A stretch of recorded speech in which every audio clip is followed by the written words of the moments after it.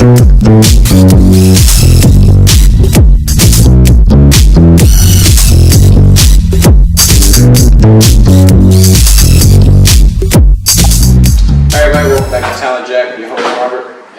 I have with me Sifu.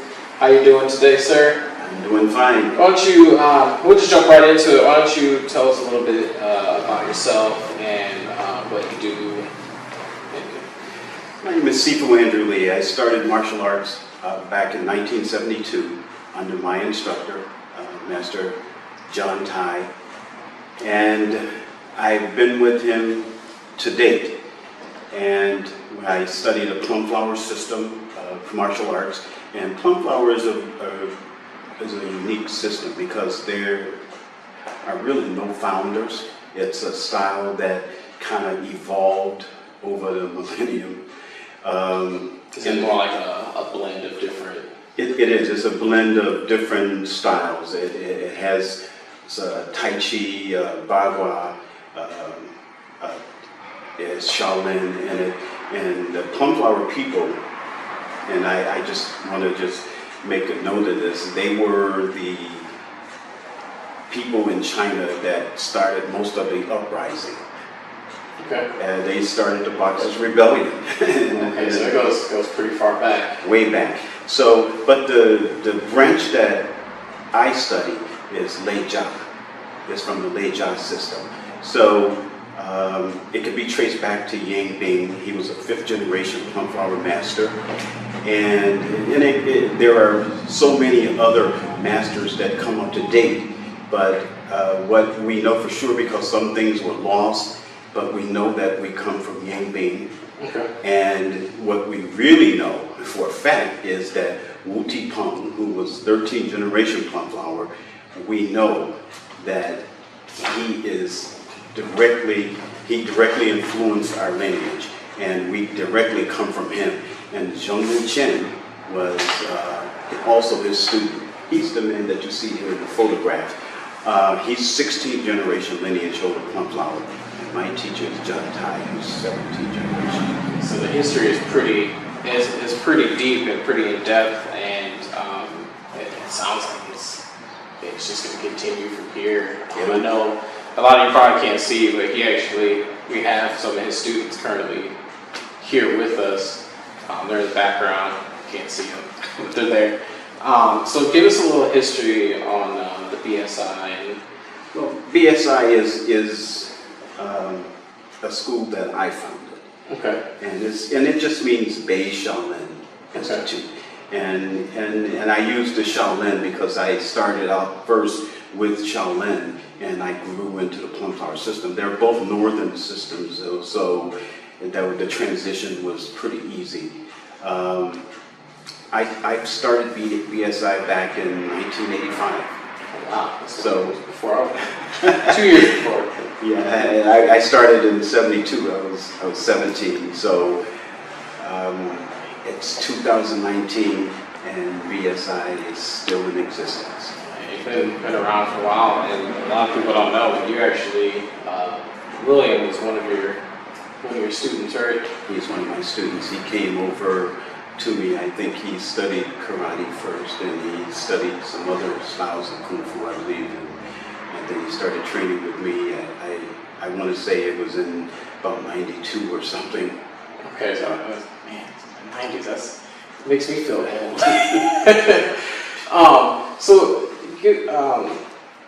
I know a lot of people talk about like traditional compared to mixed martial arts. I do see a difference. Traditional martial arts is martial arts that has stood the test of time, and this was hand-to-hand combat, and we're talking about over the millennium. So we're talking about hand-to-hand combat on the battlefield where people actually had to fight with weapons. So when you say traditional versus MMA, MMA is kind of designed for like one-on-one, and I imagine some jiu-jitsu schools work with multiple assailants, but when you talk about mixed martial arts today, most people look at that as one-on-one fighting, and they say all fights go to the ground. Okay. But in traditional martial arts, It's not. You're not going to go to the ground. World. Yeah, you might fight multiple assailants, and the whole idea of the fight is to stand up and to stand up when you're fighting. You don't go to the ground, because if you go to the ground, somebody's friend is going to come over and crack you upside the head or kick you in the face and knock you out. So you want the fight to stand. You want to do stand-up fighting. You want everything to stay standing. Okay, and then I know, like I said, I really love martial arts, and I watch a lot of the old kung fu films compared to a lot of things today. Compared to then, what do you see differently in like the different styles and upbringings compared to what it was back in like the 70s and 80s? Well, only thing that I can say in living during that time, martial arts was new to the United States, and it didn't have the notoriety that it got in the 70s, and that only happened because of the spaghetti string martial arts movies that came out. Right. And everybody, it was mysterious and it was different, and before then, the only thing that we had was Bruce Lee playing Kato in Green Hornet. Right. So we didn't have that. We didn't know that much about Chinese martial arts. Karate was in existence in the 60s, 50s here in the States, but Kung Fu was pretty much kept to the Chinese community in Chinatown. They didn't teach outsiders. And then earlier we were here when you were doing a class. What kind of ideology do you try to teach your students when they're training or learning different techniques or styles? Like, what do you? Well, ideology, we try to instill the Wu Dai in our students. And the Wu Dai, there's 5 elements there, precepts. We're talking about respect, humility, honor, trust, and virtue. And if you can instill that in a student, those 5 precepts, then the person is going to be a good law-abiding student, citizen. They're going to grow up to be a respectable person, and they'll respect other human beings. And they're going to use their martial arts only for self-defense if they have to. Right. And you don't train martial arts to people to go out to bully or to hurt people. That's not what it's about. The whole thing is, especially today, it's for health, because everybody has a gun. Yeah, I'm one of those people.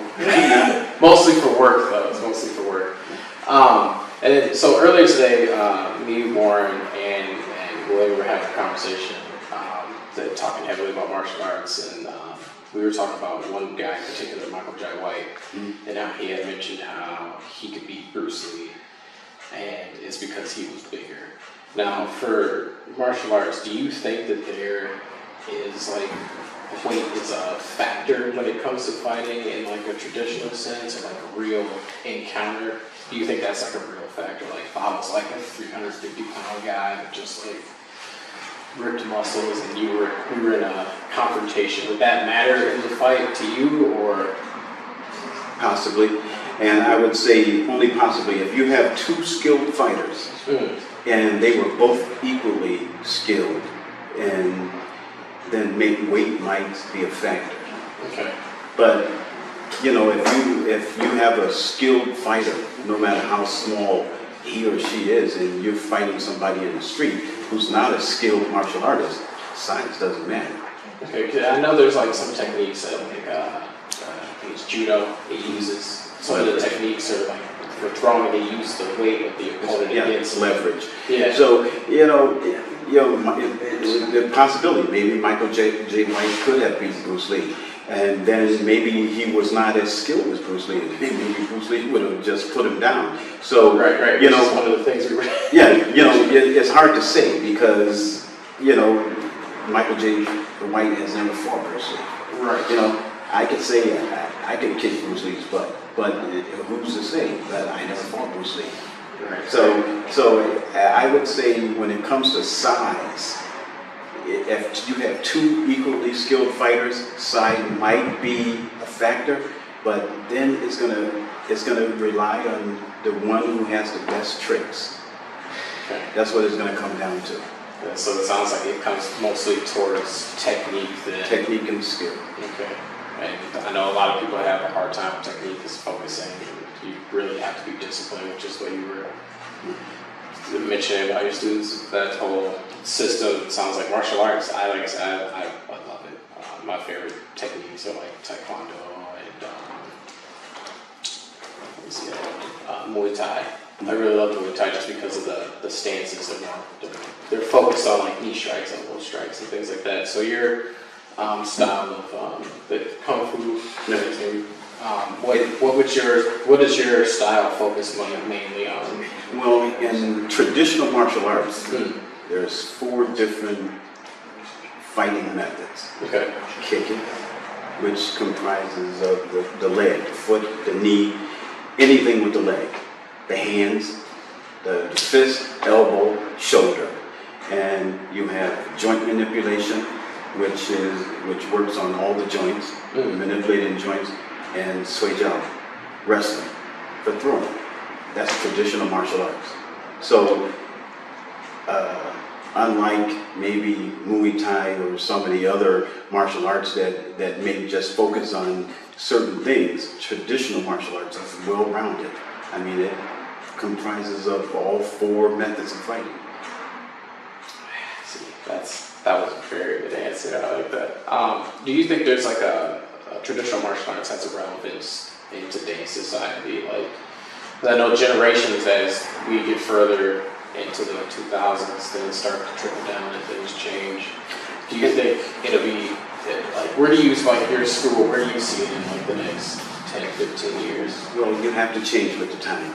You know, even though you keep traditional martial arts, if you think about it, when this style that I practice was developed, we're talking about 4,500 years ago.